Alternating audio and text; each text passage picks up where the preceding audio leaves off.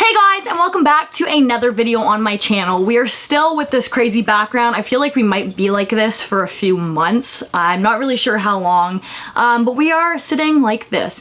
So because of my weird living situation, I really haven't gotten a second to sit down alone and do like solid research. So for the next little while, my videos might be a little bit more chill than they usually are. I probably won't dive too deep into any really serious topics, but I want to continue making videos because it is something that I enjoy doing and I think you guys enjoy watching them. So today I'm just going to be sharing with you guys some urban legends that I came across in the past that I thought were super interesting, but weren't long enough to make solid videos about. So with that all being said, let's get right into today's video. Also quickly, if I'm like moving, like if I'm like this and then I'm like this, it's because the way that I'm sitting, my legs get really sore during filming. Last video after I was done filming, I could not stand up. My legs hurt so bad. But anyways, again, today I'm going to be sharing with you guys some urban legends, and I really think that this is a cool topic to talk about right now, especially because I've been getting super excited for Halloween. There's my dog Toast, just ignore him. There isn't really much I can do about him. This is all crazy, but anyways, let's get into it. I've wanted to talk about Dudleytown on my channel for quite some time. However, I just couldn't find enough information about this topic to make an entire video. So I thought that this was a perfect opportunity to sit down and talk with you guys about Dudleytown. Dudleytown, also known as the Village of the Damned, is located just outside of Cornwall, Connecticut. Settlers known as the Dudley family came to this area in the 18th century and settled on the land and were really thriving due to the iron that was in that area, as it gave them a lot of business opportunities. However, Dudleytown would reach its demise shortly after this due to depletion of the farmlands. And after this started to happen, that is when several members of the community started moving away. Now obviously, with many members of the community moving away, people thought that this was just due to the lack of business and money that needed to be made in that area. However, it started to come to the surface that the reason that people were moving away from this area was not because of that reason at all. In fact, people started moving away from this area because it seemed that the people who settled in Dudley were all facing very tragic and horrible ends, including the Dudley family themselves. And this started to bring up the topic that people who settled on Dudley land were in fact cursed. Because of this, the population of Dudleytown started taking a drastic decline in the beginning of the 20th century, and by the mid-20th century, Dudleytown was completely abandoned. Brothers completely lost his mind and just went absolutely insane, which seemed to be a reoccurring event in this area. Several other members of the community also lost their minds and went insane and ended up dying due to this fact. On top of that, there were several deaths in the area that were chalked up to being fluke accidents, but several people who actually looked into these deaths after the fact do believe that these were murders, and some of these murders actually took place in front of several people. One of them took place at like a barn auction or a farm auction, and somebody had passed away and somebody had actually seen this person be killed by somebody else, and people just chalked it up to a fluke accident, which is insane. A woman was standing on her front porch and all of a sudden she was just struck by lightning and she died instantly on the spot. Shortly after this, her husband followed in the Dudley brothers' footsteps and completely lost his mind, dying shortly after. A shepherd in the area developed TB, which ended up causing him to lose his farm and his home. And while this was all going on in this shepherd's life, his children went missing without a trace, and they never showed up ever again. Nobody knows what happened to this man's kids. They all just vanished. There were several people in Dudleytown who ended up taking their own lives, and some of these people even claimed that before they had taken their own lives that they were being stalked by demons and then they would end up dead, which is horrifying. It seemed that every single person who had settled on the Dudley land somehow faced some tragic end or had something absolutely terrible happen to them within their lives. There were about 26 families who had settled in this area, and something horrible had happened to every every single one of these families. The area became so well known for being cursed land that in the 70s, Ed and Lorraine Warren had visited the land and they declared this demonic land. Because of this, obviously the area became a hot spot for paranormal investigators and teenagers looking for a scare, and people just are fascinated by this kind of stuff. I mean, I can't say anything because I myself am fascinated by this kind of stuff or I wouldn't be talking about it, but people started visiting this property all of the time looking for a scare. It is said that when you visit this property, you are taken aback by this overwhelming sense of dread and fear and you just don't feel normal. People say that there's this eerie silence in the area. You can't hear anything, not birds, not anything. You can't hear other people. They just said it's pretty much completely silent, which is really unsettling. People also say that when they went there, a lot of their phones and electronics started to malfunction. There is absolutely no cell service in Dudleytown. That's probably because it is so far away from everything else, but that does definitely add to the creep factor. So the entire place is just really eerie and creepy. People have also claimed that while they are there, when nobody else is around, you can hear people walking, which is always scary. And people visit this place often looking for a scare. On one occasion, somebody had brought in a Ouija board to the area, and they said that while playing with the Ouija board, they could hear children laughing, which is horrifying. And while doing research on this topic, I actually found a story that somebody had this encounter at Dudleytown in the 90s that they wrote up on Reddit, and I'm going to be sharing it with you guys right now because I do think that it is pretty interesting. Shared this story with us. The username is PoopStainMcBain, which I absolutely love that. It's hilarious, but let's get into it. First and foremost, holy shit. I haven't told this story to many people since I have second-guessed myself over the years, but after reading a story that had dramatic similarities, I figured I had to tell. Dudleytown is real and it is not to be fucked with.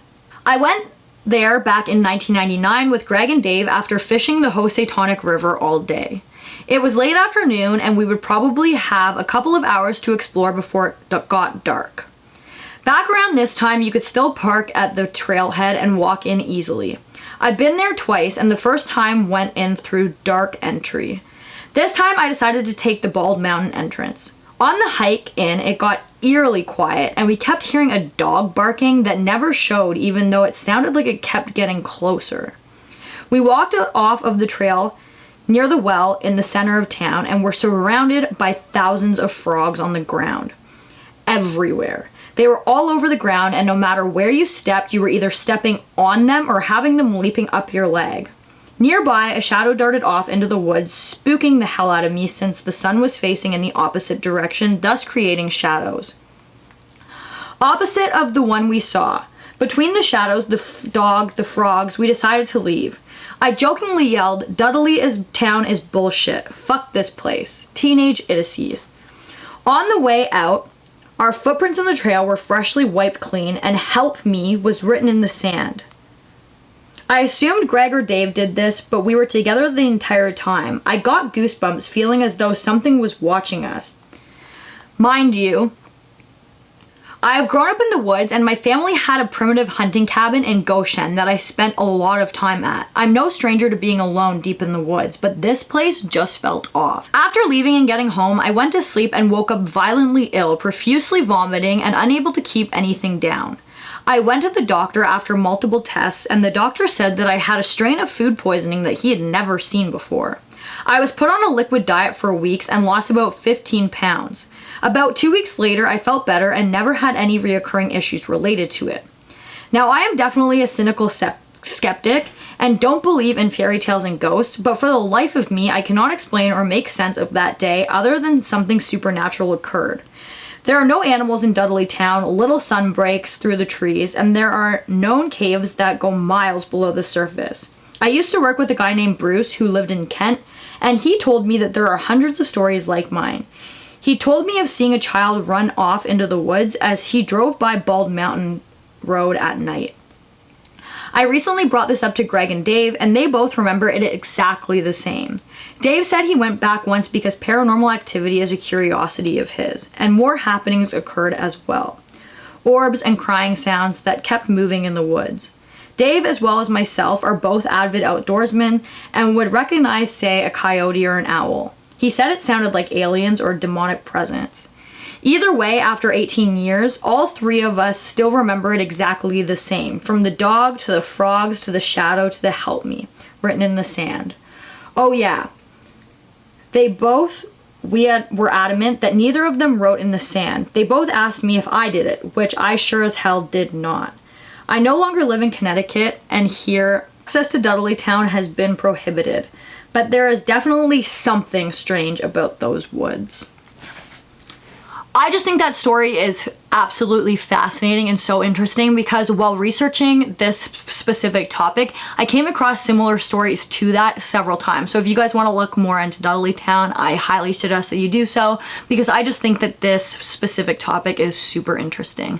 But now let's move on to the next urban legend. The next urban legend that I wanted to share with you guys is known as the Well to Hell. Now this was the first time that I ever came across this urban legend, and I personally think that it is highly fabricated. But this video was made to be more chill and laid back than my normal videos, so I wanted to include it anyway. This all allegedly took place in a very remote area in Siberia, and there was a group of geologists who were drilling, and they drilled about 14.4 kilometers into the ground, which is about 9 miles. And they said once they reached this point, the drill started just rotating out of control and doing all of this crazy things that wouldn't normally happen to a drill while they were drilling. The geologists who were working on this site said that they tested the temperature within the hole, saying that it reached over 2,000 degrees. Because of the temperature of this hole and how interested the geologists were, they decided to get these super expensive, high-tech, temperature adapting microphones and put them into the hole. And they said when they did so, they could hear what sounded like screams of thousands of people. Now, this is known as the Well to Hell because people think that these geologists dug their way to the center of the earth, which is where hell is, and that those screams that they heard were the screams of millions of tortured souls who were trapped in hell. I was going to include a few more urban legends, but I think after the one that I'm about to share, I'm just gonna call it and we'll save the other ones for another day just because my house is getting pretty loud. I think more people just got here. And honestly, I'm tired and sitting like this is killing my legs. So let's just get into the last one. I think the last one is my favorite, but yeah, let's get into it. So the next urban legend and the last urban legend that I want to share with you guys is about a haunted Toys R Us that was located in Sunnyvale, California. This Toys R Us was opened in the 1970s during the Toys R Us expansion in California, and almost immediately after this store opened, the employees who worked there started to report that a lot of strange things were happening within the store. They were hearing things when nobody else was in the store, they were feeling people touching their shoulders and whatnot when nobody else was around, things would go flying off the shelves right in front of their eyes, and all of this strange stuff started to happen again immediately when the store opened. Because of how adamant the people who worked in this store were about what was happening inside of the store and people who visited the store, this started to gather a lot of attention and people would come from far and wide to visit the haunted Toys R Us. When I was younger, my grandma and my mom were absolutely fascinated with Sylvia Browne, so I'm very familiar with her, and I know she's pretty controversial. I know some people really don't like her and think she's a complete fake. But I'm very familiar with her, and I was honestly pretty shocked to find that she had held several seances in the Toys R Us in Sunnyvale, California. One of these seances were held on the show That's Incredible, and this really gathered a lot of attention worldwide, and that is when people started traveling from not only inside of America, but from all over the place to visit this Toys R Us. Crazy, right? Like a Toys R Us. I go to Toys R Us all of the time. I have two very young nieces, and so we go there a lot, and I just can't imagine going into a Toys R Us and feeling scared or frightened. Like, it's a toy store. During this seance, Sylvia Browne said that she had made contact with one of the ghosts who was said to be haunting Toys R Us, and she said that he was an ex-laborer who used to work on the farm that once stood where the Toys R Us was now. Sylvia Brown said that when she got into contact with this ghost, he was actually walking towards her, begging her to have mercy on him. This ghost was said to have a kind of strange name. His name was said to be Johnny Johnson, and he was a traveling preacher who would sometimes do work for the Murphys on their farm, which was located where the Toys R Us was then standing. In the 1880s, while working on the farm, it is said that Jan had fallen in love with Elizabeth Murphy, who was the daughter of the Murphys who owned the farm. However, Elizabeth did not feel the same. The feeling was not mutual, and she ended up running away with a lawyer from San Francisco. When this happened, Jan stayed working on the farm, and one day while drilling, or cutting, I guess sawing, he ended up sawing off his own leg and bleeding to death. It is said that after this, his ghost was sentenced to wallow in sadness on the property for eternity. Now, I do have to include that some people did look into the history and believe that this could be only fabricated because Elizabeth actually died at the age of 30 and she did not run away with a lawyer. She ended up marrying a goods merchant by the name of William Taft in 1963, and so people think that this could mean that none of this is true. However, could this just be a mix-up of dates? I'm not sure. However, even if this story was completely fabricated and made up, there were still several deaths on the Murphy property, meaning that the Sunnyvale Toys R Us could very well be haunted by somebody else. Fred Hoffman, who was the brother-in-law of Elizabeth, actually died on the property in 1894 due to a well accident. He was working in this well, and without realizing, there was like a gas leak beside the well, and when he didn't show up to dinner, they all went out to look for him, and that is when they found his body beside the well. He had passed away. The Sunnyvale, California Toys R Us is now completely closed down. However, the building is still used seasonally, actually as a spirit Halloween, which is very fitting for this building, as you probably can imagine. People think that just because the Toys R Us closed down, it doesn't mean that the building is no longer haunted, as it would seem that the ghosts are attached to the soil underneath the building and not the building itself. But guys, that's gonna bring us to the end of today's video. Once again, sorry if I'm moving all over the place in this video. I was kind of sitting funny at the beginning and I thought that I could stay sitting like that, but my legs started absolutely killing me. I'm still trying to figure out how to do this. I think next time I'm gonna need to like get a chair or sit somewhere else. So please just bear with me with all of this chaos while I'm trying to figure it out. But once again, thank you so much for watching. I hope that you enjoyed today's video. If you did, please give it a big thumbs up. Don't forget to comment down below what you'd like to see in my future videos. And don't forget to subscribe and turn on that notification bell so that you don't miss any future videos from me. Thank you so much for watching, and I'll see you in the next one. Bye, guys.